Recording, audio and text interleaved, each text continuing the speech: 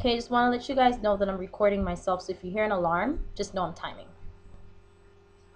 So give me a moment.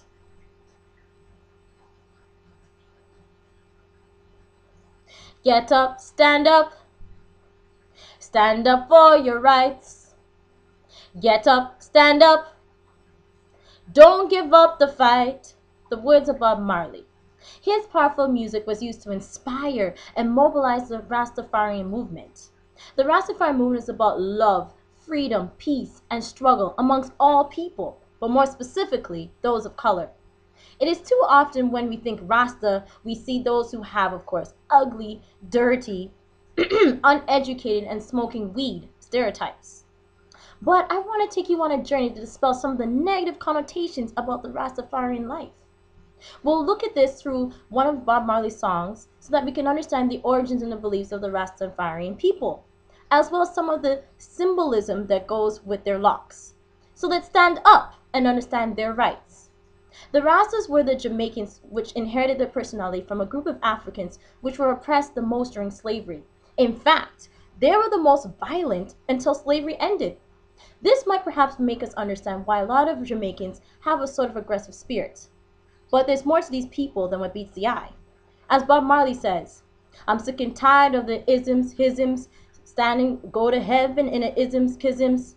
We know and we understand. Almighty God is a living man. You can fool some people sometimes, but you can't fool all the people all the time. And now we see the light. Stand up for your rights. You see, when Bob Marley was saying ism, hism, he was talking about the Son of God, which we call him Jesus. You see, for the Rastafarians, Jesus is really the former black emperor of Ethiopia named Haile Selassie. But the white slave masters and missionaries presented the Messiah as European to hide the true identity and dignity of the black slaves. In the Bible it says, one that has wool hair, which is dreadlocks, and has burning brass skin, like black skin, is the Son of God. They believe the Messiah returned to Rastafari, and on his thighs it says Lords of Lords or Kings of Kings. Haile Selassie's original name was Tafari Makanoon, which means child, and then it was later changed to Rastafari Makanoon.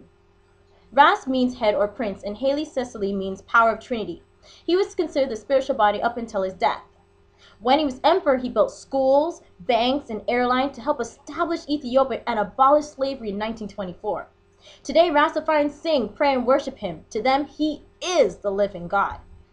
Ethiopia is seen as the promised land where Selassie will one day return, reincarnated to help all black people. Therefore, Rastafari will never die, and those who believe in him will also never die. Now we'll look at some of the stereotypes and symbolic meanings.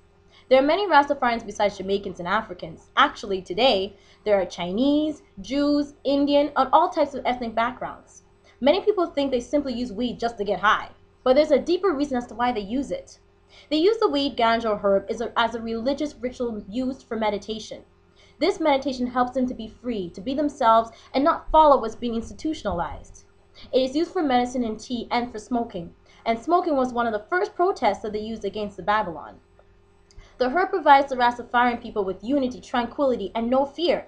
So the use of weed is for relaxation and dealing with some of the ideas that have been imposed on them by the white man. But I know you're still wondering, what's up with their hair? Well, some people believe the Rasta hairstyle is an imitation of the Ethiopian lion, or that it comes from the Bible, because in the Bible it says for them to not cut their hair, skin, or to shave their beard. The lion, just like the locks, represents strength, dominance, and aggressiveness. But the problem is in Jamaican society, today sees silky hair as good hair and more socially acceptable, whereas kinky hair or locks are seen as dirty and disgusting. It seems like the Rastafarians wear the locks to fight against what society deems black people should look like. The colors of the Ethiopian flag, red, black, and green, all have important symbolism. Red means blood of the slave victims and heroes, black means Africans, which black people descended from, and green means Jamaican vegetation, as well as this idea to fight against oppression. Now that we've explored all the historical symbolic meanings of the Rastafarians, we can see how they're just as important as other beliefs. So if you know someone who looks at dreadlocks in a disgusted way, or they associate some of the stereotypes like being dirty, ugly, smoking weed, and uneducated, tell them you know who the Rastafarians really are. and you will stand up for their rights. Thank you. I'm Cassandra London.